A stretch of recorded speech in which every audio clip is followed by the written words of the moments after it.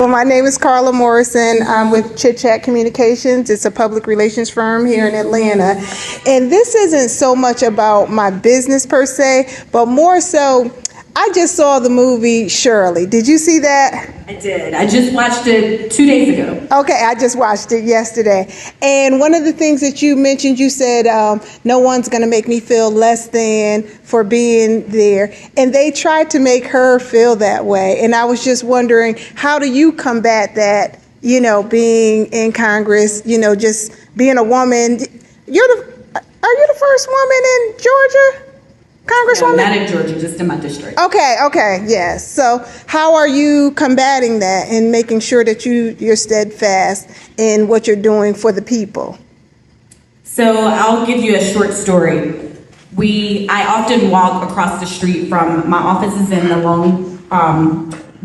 right across the street from the Capitol. I don't know how many of you are familiar with the buildings, but it's literally across the street. And so I often walk across the street, and when you get to a certain point, there is a security checkpoint, and only members or staff are allowed to go through. Members wear this pin, and all of the Capitol Police recognize the pin, and they let you go through. And staff have a staff ID, and they can go through. So one day I'm walking with my legislative director, who's a white guy, and we're walking up. I have my pin on, and the Capitol Police stopped us, and he asked him, "Is she with you?" What?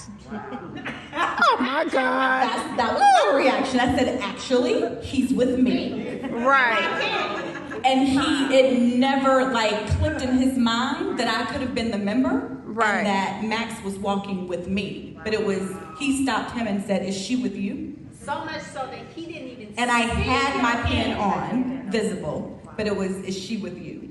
So you still get the little microaggressions like that, right, but I can show them better than I can tell them. That's right. And I flashed my pen, and I kept walking and didn't even talk to them.